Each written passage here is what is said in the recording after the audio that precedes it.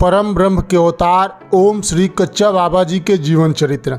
श्री श्री श्री कच्चा बाबा का जन्म सरवरिया ब्राह्मण के कुल में गोरखपुर जिले के दीपगढ़ नाम के ग्राम में हुआ था, जो गोला गोपालपुर के समीप है। इनके पिता बड़े प्रसिद्ध विद्वान थे, जिनका नाम विश्राम पंडित था। उस समय श्री कच्चा बाबा जी का नाम शिवरतन पंडित था। लड़कपन से ही बाबा में एक अद्भुत बात थी कि बाबा जो बात कह देते थे वह सत्य होता था। एक समय एक आदमी को किसी कारण से कह दिए कि जाओ, आज तुम्हारे घर में बहुत से सूअर घुसेंगे। सो ठीक इनके कहने के कुछ समय बाद ही उस आदमी के घर में बहुत से सूअर आकर घुसने लगे।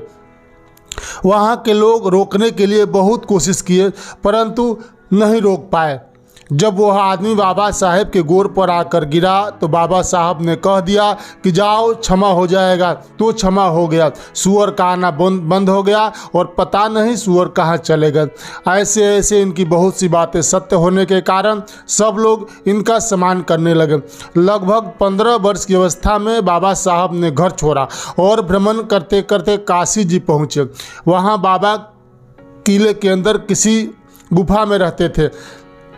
दिन में एक बार बाहर निकलते थे। उस समय वरुणा संगम पर जानकी नाम का एक पंडा रहता था, जिसको कोई संतान नहीं थी।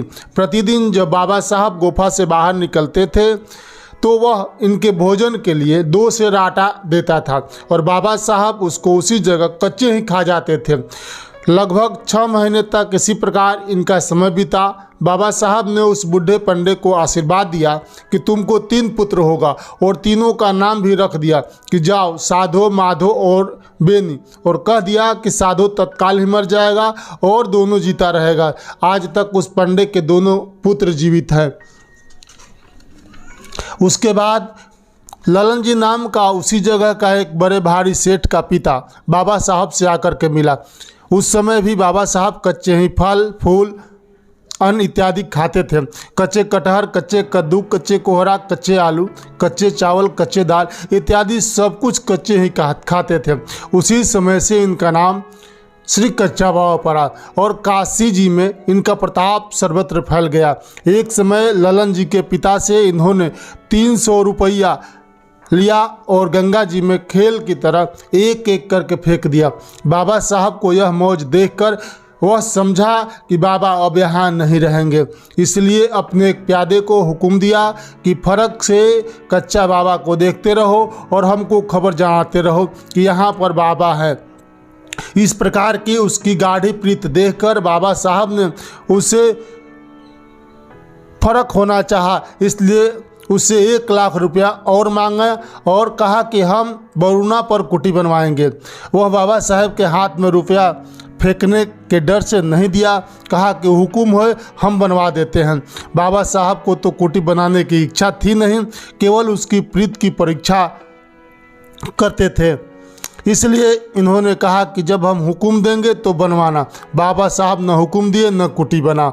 कुछ दिन के बाद ललन जी का पिता मर गया।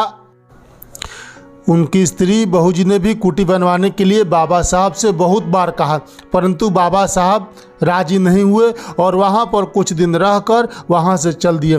तब से बहुत जगह लोगों की भलाई करते, आशीर्वाद देते, फकीरी प्रताप दिखाते संसार में विचरने लगे। इसी बीच में मोतिहारी जिले के किसी ग्राम में श्री कच्चा बाबा नदी के किनारे सूर्योदय के पहले एक बड़े दिव्य मणि जड़ित सिंहासन पर बैठे हुए आकाश मार्ग से भूमि पर उतरे और सिंहासन फिर लौट गया आकाश मार्ग से ही।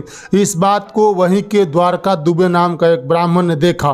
बाबा साहब ने उसे मना कर दिया कि यह बात किसी से न कहना, नहीं तो तुम्हारे भलाई नहीं होगा। परंतु यह बहुत आश्चर्य व आनंद की बात थी, इसलिए बिना कहे उससे रहा नहीं गया। कहीं दिया कहने के साथ ही उसका पुत्र जो खाट पर सोया था उसका हाथ पैर चिंगुड़ गया। उस समय बाबा के साथ अंबिका बाबा नाम के एक फकीर थे। बाबा साहब ने दूध भिक्षा मांगने के लिए उनको उसी ग्राम में भेजा। उस ब्राह्मण ने अपने पुत्र का हाल अंबिका बाबा से कहा। अंबिका बाबा जब भिक्षा लेकर आए तो यह हाल बाबा साहब से कहा।